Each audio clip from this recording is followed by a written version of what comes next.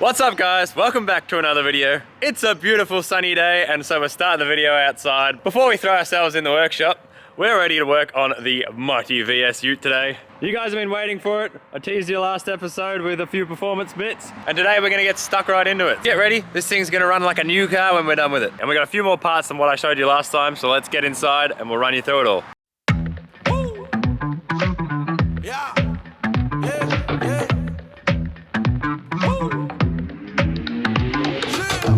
The day is ours and we seize it. Haters, man, they got reasons. Grab the moment, we freeze it. Go to the touch. Alright guys, in the last video you saw us do our fuel system, so we know that we're all squared away and we've got all our bases covered and the fundamental mechanics of the car are ready for some upgrades. Chris is already starting to pull some bits apart. We've got the car on the hoist and behind me I've got a nice assortment of goodies. Last time we went through a few of them, all the Mace Performance parts, which we've basically got their intake manifold, We've got their intake manifold spacer and their plenum spacer. We've also got extractors to go on this bad boy, which I'm super keen for because we want to get rid of that traditional Commodore Ecotec noise. We know they can sound pretty good. So hopefully we're gonna get time to put these on there today, but either way, you definitely will see this in this video, and I'm not lying to you this time.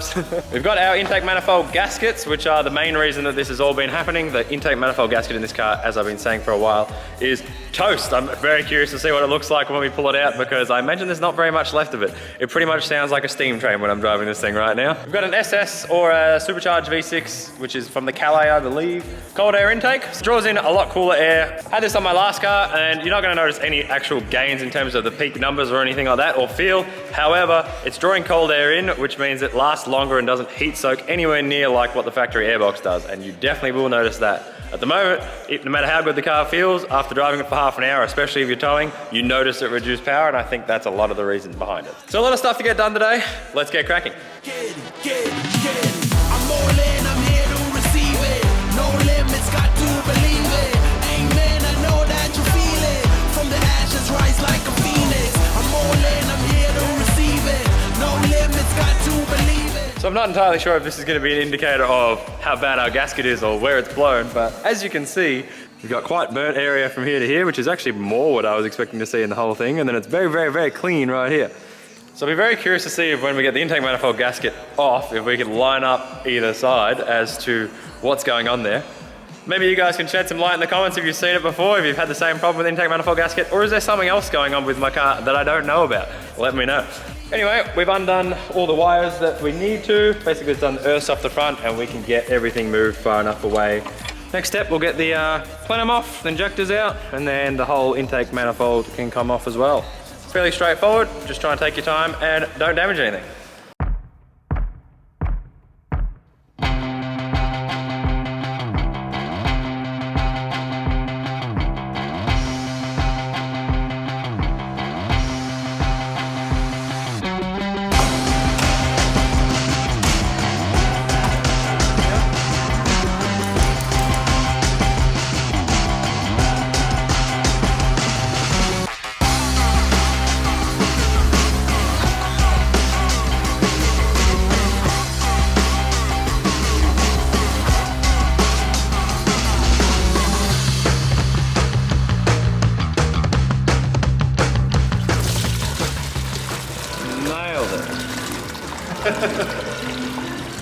One litre in there. That wasn't a lot of water. No. How was this thing not red hot? I feel like it probably was red hot. But the gauge said normal. Well, that's interesting. That's very, very, very little water in this thing. I can't remember if, have I had a reason to believe this before? I can't remember now. Interesting. Yeah, that or it's consuming water. Apparently there's water that goes through the intake manifold gasket, and if it gets bad enough, it'll end up in the oil. So maybe we're not in the oil, but we're burning it off somehow through the intake. Maybe that's why it's washing it. I don't know. Anyway, we'll just keep fixing. I don't know. I'm so surprised that like you wouldn't see it move like the gauge up even a little bit. Only 2 litres of water. Yeah, 2 litres of water in the radiator, if that. Good thing it's a Commodore, hey? Built tough. At least it's clean. Yeah. Oops, there's a bit more in there. Oh! Yeah, we're up to 2.2 litres of water now. Slowly getting there. Yeah, have you cracked all those, have you? No. No? Oh. No.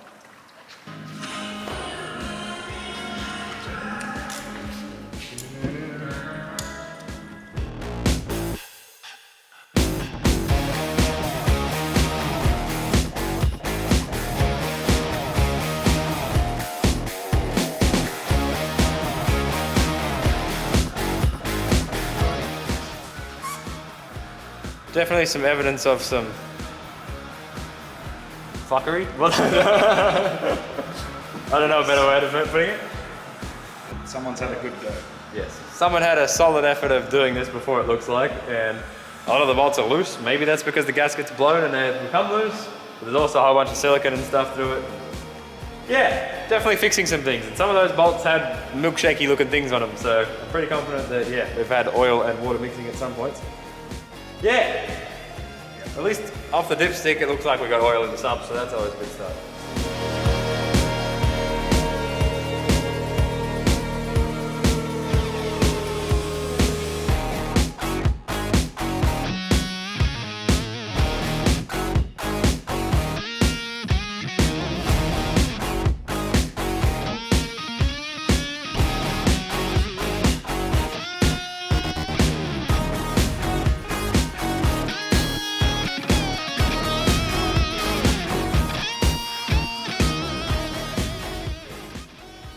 I've never seen this far inside a V6. Huh? I've never seen this far inside a V6. Oh, I'm not even aiming it. Yeah, I've never seen this far inside a V6 either. And we found a nice milkshake going on in here. Maybe that's where our coolant's going. And that explains, that is near the back, so maybe that is why it's washing out the intake manifold. I don't exactly know how it works, but I'm sure that that's wrong.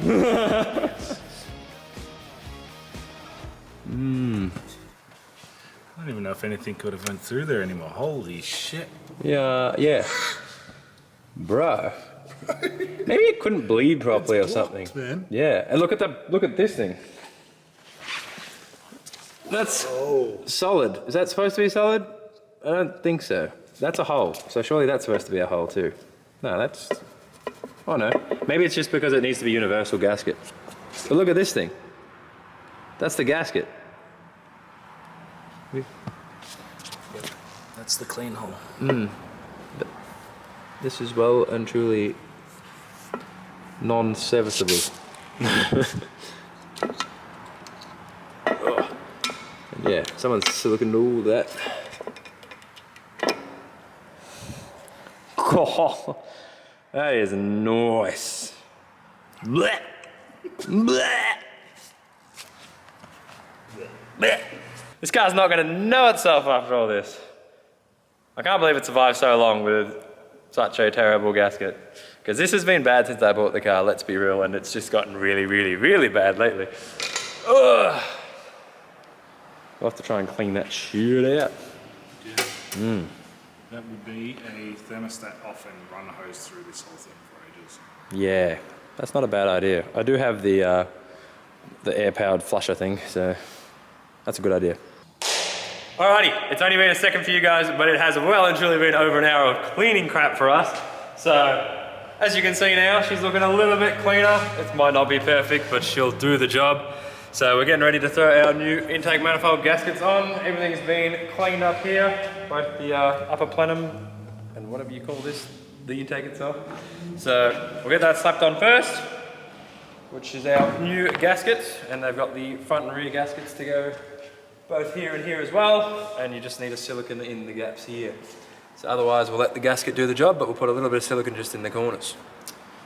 We'll get that on first, and then we'll start assembling everything with our intake manifold spacers. And hopefully we'll be out of here tonight at some time reasonable. Cool.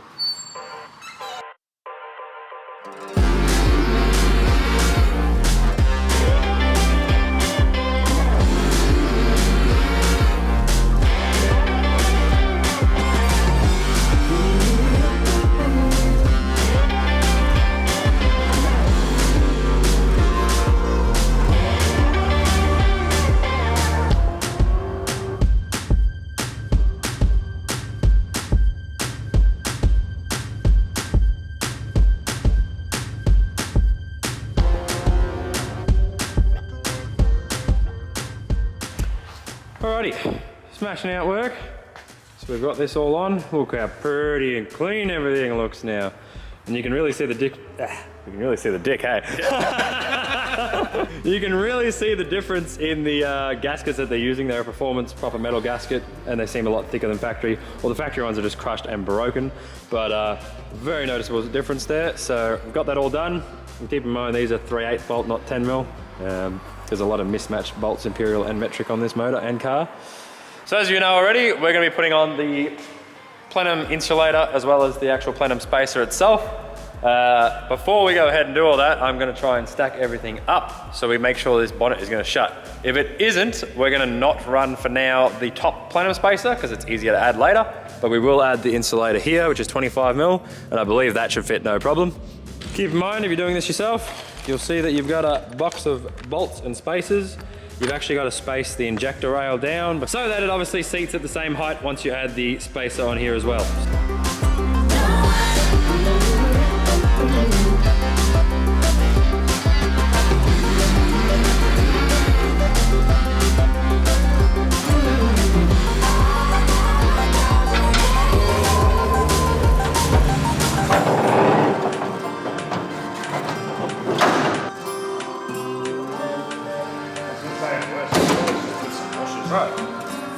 So I'm actually pleasantly surprised. I really did not expect the bonnet to fit with all the spacers. I tried to look it up and find out some info on it, but I didn't really find anything conclusive, especially for a VS. So now you guys know, 25 mil plus the 12 mil definitely clears under the bonnet factory. Everything is latched and we can see with the light underneath it, it's still probably got like another 5 mil worth of room. So yeah, winning. So we'll take the bonnet back off now and finalize installing everything. We've got a lot of hoses to run and things to remember where to go. The Mace Engineering stuff, I gotta say, I'm very impressed with it. I believe you can buy all this stuff individually. However, if you buy the kits, like you get the sealant, you get all your bolts, washers, nuts, whatever you need, gaskets. It even comes with the replacement hoses and stuff to do while you're there underneath the intake manifold. So, well worth doing, even as a maintenance item, let alone a performance benefit. But I'm keen to get this in here because I can guarantee you this thing is gonna drive like a whole new car, even before we get the extractors and the chipped ECU and all that stuff done. So, let's get this thing done.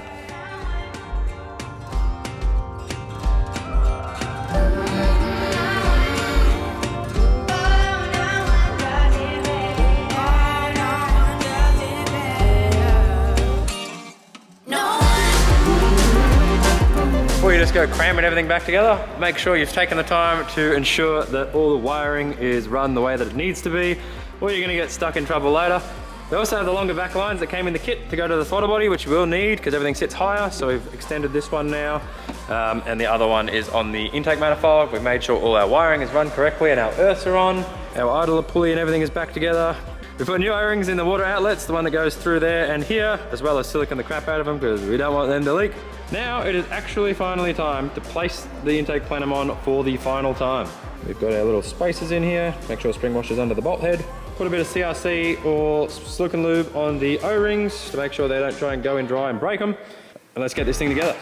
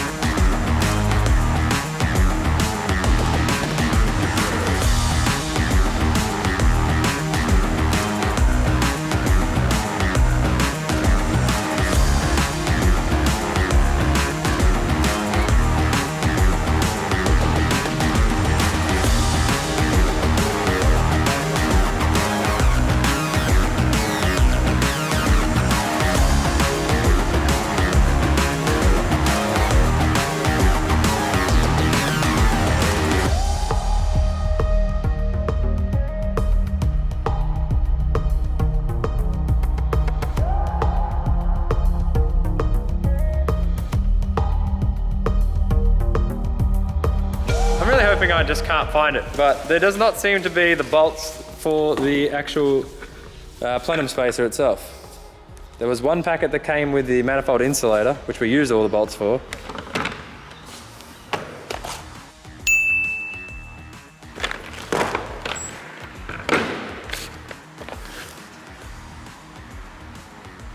Man, I just rubbed all that shit off.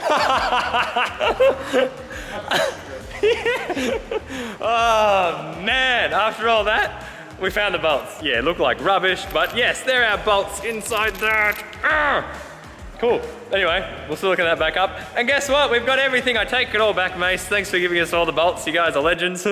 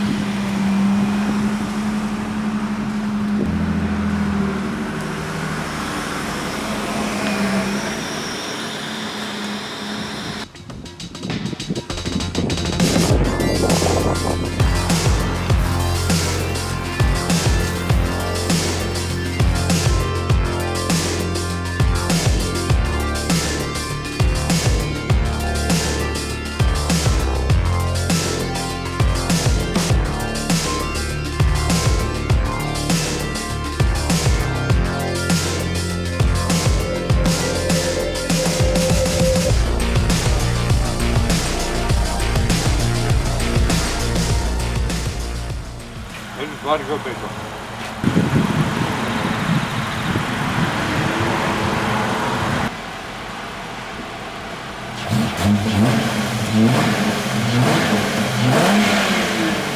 I'm actually so keen.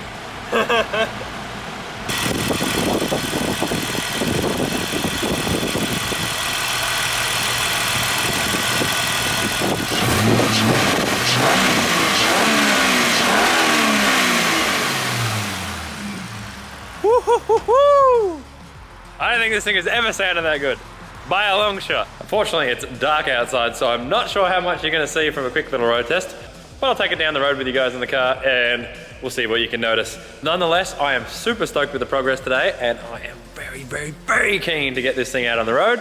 Huge shout out to Chris for coming down and giving us a hand, because as I'm sure you guys know, working by yourself can be quite the drainer. So having a mate here has made it much more enjoyable of a process. So make sure you grab your mate the next time you're working on your car. One of the things I'm curious on, oh man, you can full on put your hand on the top of the intake plenum and it's cold now. You used to run for like 10 seconds and you couldn't even touch it. So that is the big benefit of the insulator there. So should have a lot colder intake temps for a lot longer, much less heat soak. Oh yeah.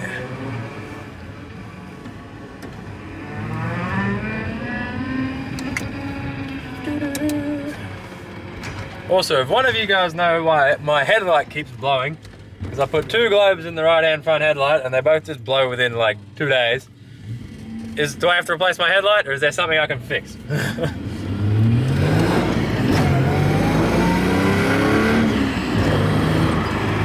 I'd say that feels much better. Sounds so much better too.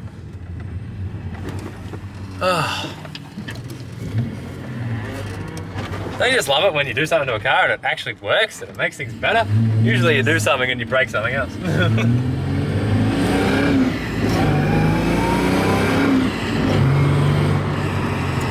that intake. Or don't hear it. Not that I was making before. Oh, glorious! Alrighty guys, another day at the shop here. We've been working on the S13, getting her ready for South Australia, but we can't just get the drift car ready, we've got to get the tow rig ready as well. Recently we did our intake manifold gaskets and a whole bunch of vacuum lines, and the car is running tip-top compared to what she was, but we've still got a bit of a misfire and we can't have that. So we rang up the legends at Burson's and they had everything in stock that we needed to fully overhaul our ignition system. So she's getting spoiled today with a new DFI module, all new coil packs, ignition leads and spark plugs. We're getting there guys, it's another day on the VS Ute. Since you would have seen us just do the DFI and ignition system, I actually broke down while towing my S13, which is sitting down there in the background, back from RM Performance and Dyno Tuning for getting its check-up and retune. It's Murphy's Law, as we're fixing everything, something else decides to break, but basically we ended up throwing code 48 and 49. 48 was a cam position sensor, 49 being inconsistent cam or crank sensor. So after the absolute mission, thank you to my mate James for rescuing both the trailer and S13 and my ute. I was sorry to take up your entire Friday night, but I immediately stripped apart everything last night, and the very first thing this morning we rang up Burson Auto Parts. They had everything in stock, so we've done a cam sensor, crank sensor. And while we're at it, we wanted to make sure we did the front main seal, as it also turned out that was leaking, but even if it wasn't, we were going to do it as preventative maintenance anyway. So she's back running as good as ever. Today she deserves her second service. She's done a few Ks, probably about 6,000 since we got her all running, which is actually more than I planned on doing before putting this stuff in. This is a Martini Racing engine oil flush. Every single car I buy, I have a routine of trying to service them between 3,000 to 5,000 Ks for at least the first 3 services. A lot of the time I just keep that going anyway, but the first 3 services in particular, I flush every single time. You'd be amazed what this stuff gets out of the motor. I usually find after the 3rd time in particular, you'll start to see that your oil is in better condition than it was for your first 3 services. Getting all that crap out of the motor so the oil can do its job. Speaking of oil, we're not using anything fancy, but we're using the Martini Racing Grand Prix 50. It's a 50 weight mineral oil, good for some older motors with slightly higher bearing clearances. I would rather do more frequent services with that grade of oil than waste money on a top shelf full synthetic for this car. Speaking of which, if you do order any Martini Racing online, make sure to use the code Marcus10. I believe Marcus is capitals, and you'll get 10% off everything I have. And speaking of other cool Martini products, super cool. I've spoken about it a few times with the S13. But given that I'm in Australia here, and most of you guys probably are too, we're not really dealing with sub-zero freezing temperatures where you've got to worry about your coolant turning into ice. One misconception about coolant is that it actually helps your car stay colder. That is not the case. Firstly, it's actually the pressure of your actual system. So essentially what your radiator cap is rated at, the actual pressure in the system, raises the boiling temperature of the water. Coolant actually does the opposite. Coolant is actually not as efficient for heat transfer. I've backed this up with testing in the past, one on the 13, but most particularly I had an LS Rodeo back in the day, and that thing used to run straight water, nothing in it. And when I sent it for a service one day, came back with coolant in it, and I can tell you that when that thing was sitting on the brake making smoke clouds, it got way hotter, way faster with coolant in it. I ended up switching that to supercool and went right back to the same properties of water, whilst keeping the rust inhibitants, which is the most important part of your coolant. So a really good solution for you guys to look at. It's nice and cheap, and I swear by it. But we're not here just to talk about servicing and basic maintenance. We've got some other goodies to go in the car today. First up, we've got our SS or our V6 supercharged intake. This should be a pretty simple install. There is clips from factory that go through these holes. I am just using good quality double-sided tape. It's what I used on my last car and I did not have a problem.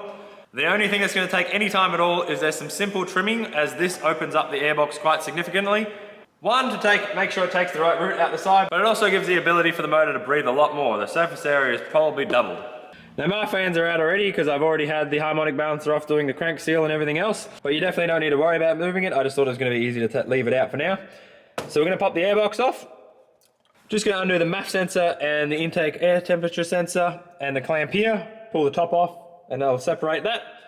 This little piece here, which is what grabs air from behind the headlight, should just unclip like so. And out she comes. As you can see, it only comes from the front there, whereas this is going to grab air from right around the side as well. So let's get the airbox out first and start cutting.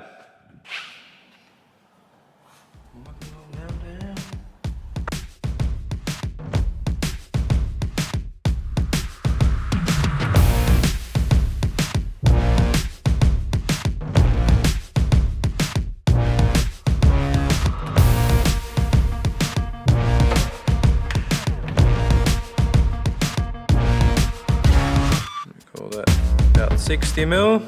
We can cut it a little bit further if we have to after.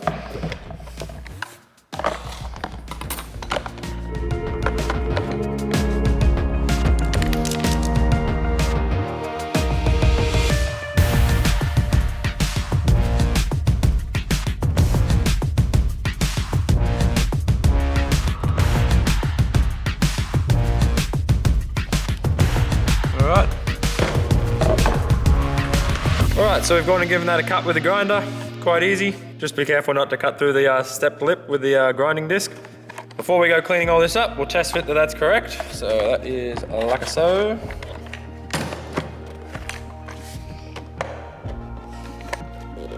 Alright, I think that will be fine. Let's go clean up these edges with a file.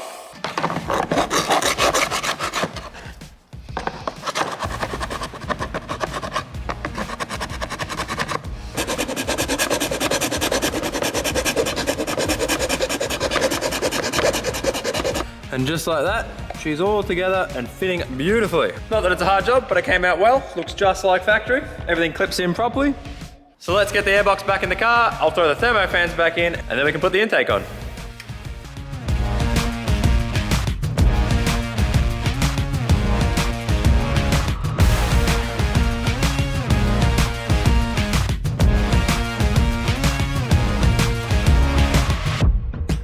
So intake pipes back on, thermo fans back on, and we're ready to go. So we've got our double-sided tape on there. Just gonna test fit it quickly first to make sure everything's gonna line up before we remove that. Everything should sit perfectly. You know what? I'm actually gonna add a second strip here, I think. So we've got 2 layers of double-sided tape. Make sure we get this on first.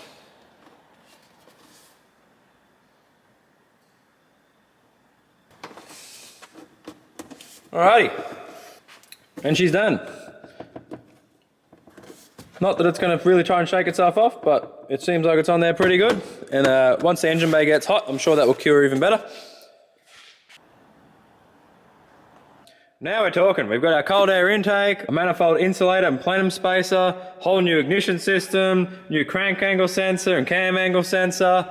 She's about to cop all new fluids. This baby's not gonna know herself. Am I going way too far with this car? You guys tell me, because I can tell you I definitely didn't plan on sinking as much time and money into this thing when I first got it. But it's been really rewarding, and a lot of the parts are cheap. So whilst we've done a hell of a lot of stuff to this mechanically, it's actually not a crazy amount of money. Let's get our oil flush in there, because we need to run it for about 10 minutes before we drain the oil. Then I have one more thing to do today.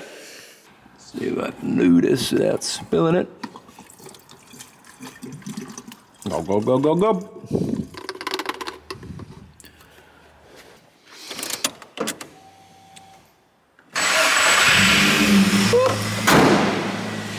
Well, guess that bonnet starts to get a bit tired. Now you just want to let it idle with the oil flush in there. Don't give it any big revs, and don't go drive your car around the block.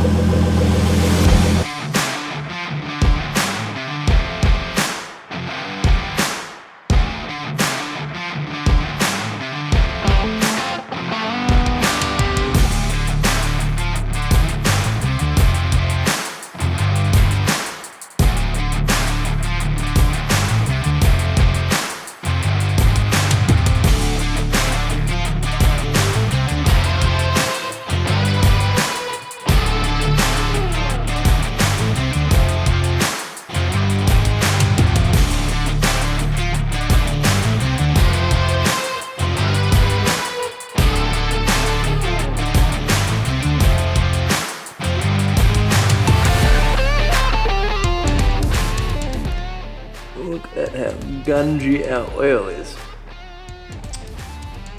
Getting all that crud out.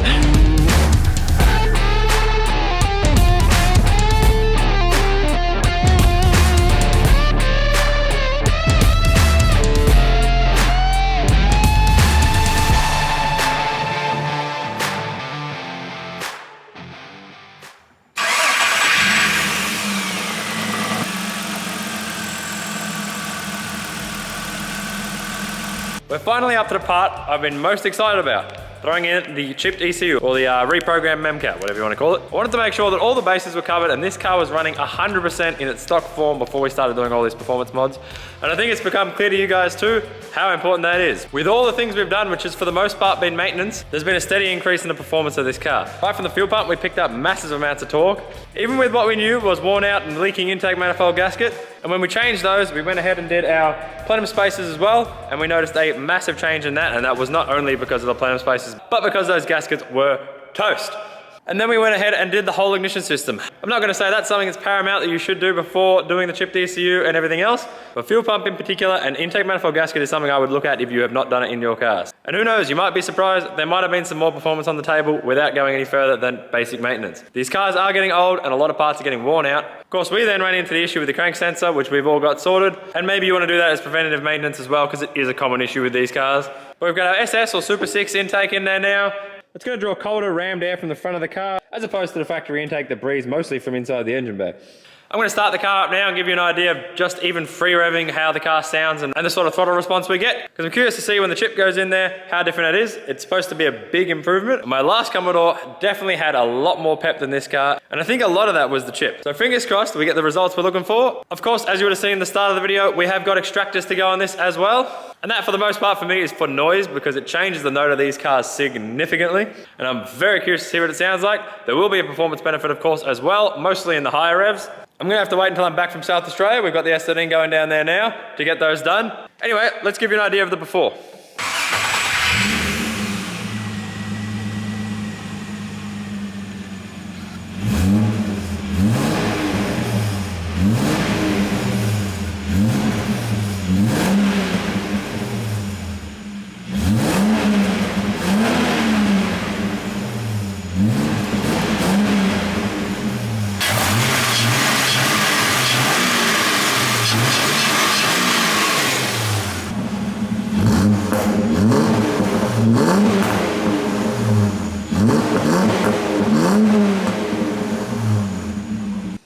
You'll have to excuse me, my car's an absolute pigsty at the moment, but the interior has been in a pretty bad state since I bought this car. Got a lot of plans to clean this up and make the interior a much nicer place to be in future.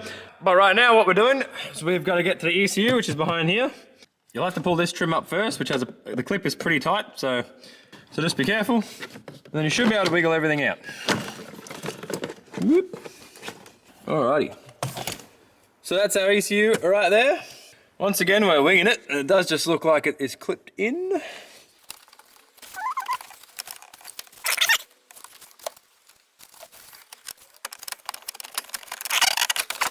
You can only just get that out, so be careful not to break the plastic clips. Just got to do these 2 torque screws, pull that plate off, and we should see the chip right inside. Just to be safe, I'm going to disconnect the negative terminal on the battery again, and then we'll swap everything over. So I've got the plate off. There's this little blue cover here. So that's our factory chip. As you can see, you wouldn't be able to put this in the wrong way because of the tabs it's got on it, both on the bottom and the sides there. However, the new chip can go in the wrong way. Obviously all the pins are all uniform and everything lines up, but it doesn't have those extra tabs to make sure that it goes in one way. So I did just check to make sure that we're doing this right. As much as winging things has been fun, I don't want to destroy the ECU or wiring, but this step lip here with the mace riding up will go in like this with the box in this position. All right. Gentle with those pins. Now I'm just going to put this mess back together and we'll see the results.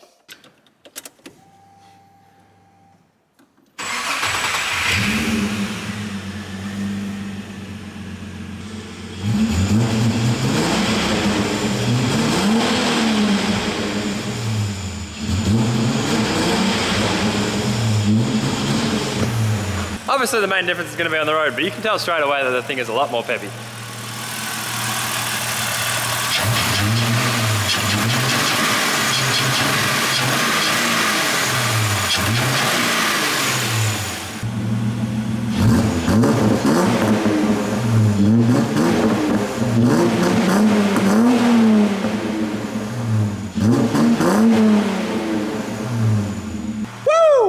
I know it's just a V6 Commodore, guys, but these cars are super fun, especially in a manual. And this brings back a lot of memories for me. I'm keen to get it back out on the road now and go give her a rip.